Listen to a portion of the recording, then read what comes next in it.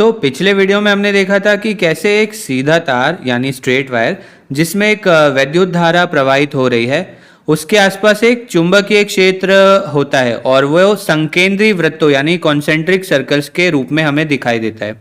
इस वीडियो में हम ये पता लगाने की कोशिश करेंगे कि यदि एक वृत्ताकार पाश में वैद्युत धारा प्रवाहित हो रही है तो उसके आसपास जो चुंबकीय क्षेत्र रेखाएं होंगी वो किस प्रकार से दिखेगी, इनका जो पैटर्न होगा वो कैसा होगा। और शायद हो सकता है आपने ये पैटर्न पहले भी कहीं देखा हो। तो इस वीडियो में हम ये जो चुंबकीय क्षेत्र रेखाएं होंगी उन्हें प्रयोगात्मक रूप से देखेंगे। तो प्रयोगात्मक रूप से इस क्षेत्र के पैटर्न का पता लगाने के लिए हमें बस यहाँ पर कुछ लोह चूर्ण यानी आयरन फिलिंग्स को छिड़कना होगा और हमने ये पहले किया है। तो आप इस क्लिप में देखिए, हमारे पास यहाँ पर एक तांबे का तार है जो एक वृत्त के रूप में उपस्थित है यहाँ पर। और ध्यान दीजिए, हमने ये जो पाश है, ये जो तांबे का पाश है, उसे इस ग्लास की जो स्लैब है इसके आर पार गुजारा है कुछ इस प्रकार से, और इसके अंदर लोह चूर्ण उपस्थित है। अब आप देखेंगे कि जब हम इस तार में धारा प्रवाहित करेंगे तो जो लोह चूर्ण है वे खुद को व्यवस्थित कर लेंगे और एक पैटर्न बना लेंगे। तो हमने परिपथ को पूरा कर दिया है। अब हम स्विच को ऑन करते हैं तो आप देखेंगे धीरे धीरे यहाँ पर एक पैटर्न बनेगा। रुकिए ज़रा, हाँ ये रहा। तो देखिए कितना सुंदर पैटर्न बन गया है। अब आप यहाँ पर देख सकते हैं कि तार के करीब आप कुछ वृत्त देखेंगे और ये वृत्त छोटे, और जैसे जैसे आप तार से दूर जाएंगे तो ये आप वृत्त जो है इन्हें भी बड़ा होता हुआ देखेंगे। तो जितना आप दूर जाते जाएंगे ये जो वृत्त है इनकी त्रिज्या उतनी बढ़ती जाएगी। और वैसे जब आप तार के बीच में इसके केंद्र के आसपास रहेंगे तो आप देखेंगे कि यहाँ पर आपको कुछ सीधी रेखाएं दिख रही होंगी। वो इसलिए क्योंकि ये वाला जो वृत्त, यहाँ पर जो वृत्त बन रहा होगा उसकी त्रिज्या बहुत ही अधिक होगी। तो यहाँ पर ये क्षेत्र रेखाएं इस प्रकार से क्यों हैं, तो चलिए देखते हैं इसे। अब आप देखेंगे कि ये आपने पहले भी देखा हुआ है कहीं पर। तो चलिए हम यहाँ पर एक पाश बना लेते हैं। ये तांबे का तार है हमारा जो एक पाश के रूप में यहाँ पर है। हम इसे एक कोण से देख रहे हैं इसलिए ये इस प्रकार से दिख रहा है, और जो धारा की दिशा है वो कुछ ये है, इस प्रकार से इसमें धारा प्रवाहित हो रही है। और आप मान सकते हैं कि ये जो हम प्रयोग में तांबे का तार उपयोग कर रहे थे उसमें भी धारा की दिशा यही थी। अब यहाँ पर अगर आपको चुंबकीय क्षेत्र की दिशा का पता लगाना है तो आप ये कैसे करेंगे। तो हमने देखा था कि हम इसे दक्षिण हस्त अंगुष्ठ नियम का उपयोग करके निकाल सकते हैं, राइट हैंड थंब रूल का उपयोग करके निकाल सकते हैं। तो आपको करना यह है कि आपको अपना दाहिना हाथ लेना है और आपको चालक को इस प्रकार से पकड़ना है और जो अंगूठा होगा उसे आपको धारा की दिशा में इंगित करना है। तो जो आपकी मुड़ी हुई 4 उंगलियां है वो चुंबकीय क्षेत्र की दिशा को दर्शाएंगी, उसे इंगित करेगी। और यदि आपको इसे एक बार और समझना हो तो आप पिछले वीडियोस को फिर से देख सकते हैं। अब देखिए यहाँ पर तो हमारे पास ये सीधा तार नहीं है, यहाँ पर हमारे पास एक पाश है। तो अब यहाँ पर हम चुंबकीय क्षेत्र की दिशा कैसे निकालें। तो हम यहाँ पर एक काम कर सकते हैं, हम यहाँ पर इस पाश के छोटे छोटे खंड कर सकते हैं, टुकड़े कर सकते हैं, और फिर हम उन छोटे छोटे जो खंड है वहाँ पर जाकर चुंबकीय क्षेत्र की दिशा को निकाल सकते हैं। तो चलिए एक उदाहरण लेते हैं। मान लीजिए हम ये जानना चाहते हैं कि यहाँ पर कहीं पर चुंबकीय क्षेत्र की दिशा क्या होगी।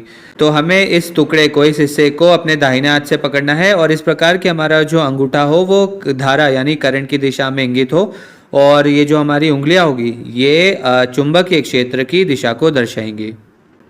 तो यहाँ पर धारा की दिशा दाईं ओर है, तो ये जो खंड है हमारा इसमें धारा की दिशा स्क्रीन के अंदर की ओर होगी।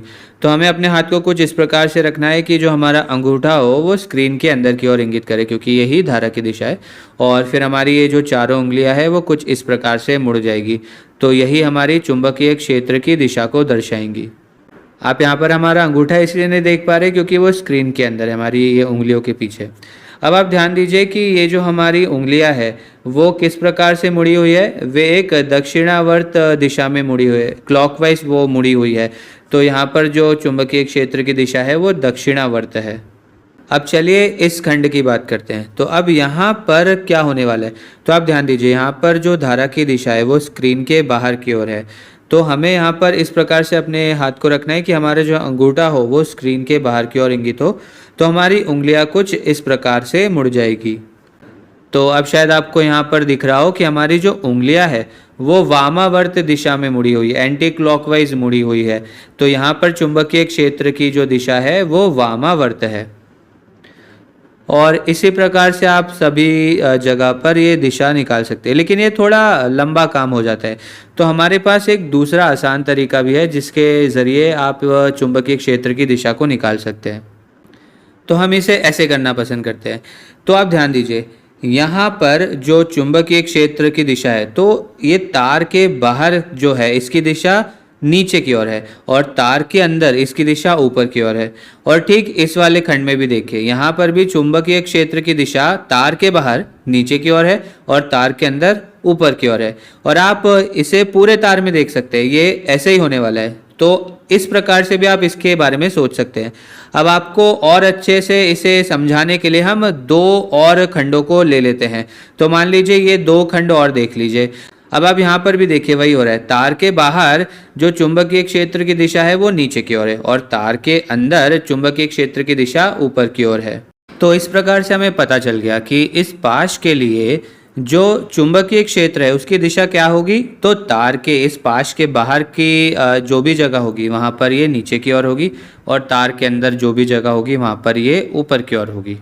और आप एक और बात पर ध्यान दीजिए कि ये जो चुंबकीय क्षेत्र रेखाएं हैं ये बंद पाश के रूप में यहाँ पर आपको दिख रही है। अब एक काम करते हैं, हम यहाँ पर कुछ और चुंबकीय रेखाएं बना लेते हैं ताकि आपको ये जो पैटर्न है ये और अच्छे से समझ में आ जाए। तो ये कुछ इस प्रकार से दिखेंगी। तो आप देख सकते हैं कि जो चुंबकीय क्षेत्र रेखाएं हैं इस पाश के अंदर इनकी दिशा ऊपर की ओर है और इस पाश के बाहर इनकी दिशा नीचे की ओर है। और ये ठीक उसी प्रकार से है जैसे हमें यहाँ पर इस चित्र में दिख रहा है।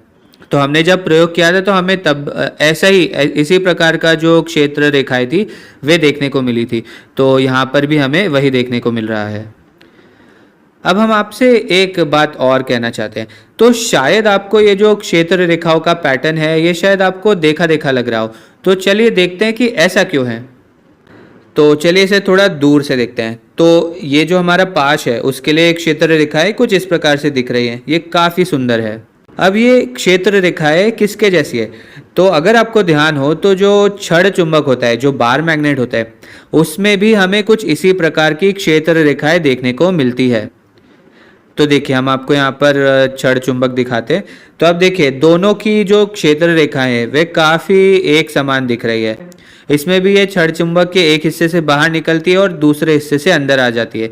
अब एक छोटा सा अंतर जो आप देख सकते हैं वो ये है कि जो छड़ चुंबक है उसके लिए जो क्षेत्र रेखाएं हैं वो थोड़ी सी चपटी है, जबकि यहाँ पर ये जो हमारा पाश है उसके लिए ये अधिक वृत्ताकार है। लेकिन मान लीजिए कि ये छड़ चुंबक बहुत ही छोटा होता तो आपको ये जो क्षेत्र रेखाएं होती ये वृत्ताकार ही दिखती। तो आप ऐसा मान सकते हैं कि ये जो पाश हमारे पास है, ये वायर का जो लूप हमारे पास है, ये एक बहुत ही छोटे छड़ चुंबक के समान होता है।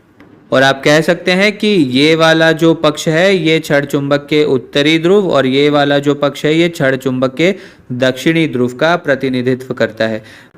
तो ध्रुव वास्तव में वहाँ पर नहीं है, लेकिन यदि हम इसे एक छड़ चुंबक के रूप में सोचते हैं तो हम ऐसा मान सकते हैं। चलिए बहुत बढ़िया, हमने एक कृत्रिम छड़ चुंबक को बनाना सीख लिया है, बहुत ही छोटा छड़ चुंबक। तो इस वीडियो में हमने दक्षिण हस्त अंगुष्ठ नियम यानी राइट हैंड थंब रूल का उपयोग करके एक धारावाही पाश के चारों ओर जो चुंबकीय क्षेत्र की दिशा है उसका पता लगाना सीख लिया है। और अंततः हमने देखा कि एक धारावाही पाश जो होता है वो एक छोटे से छड़ चुंबक के समान होता है।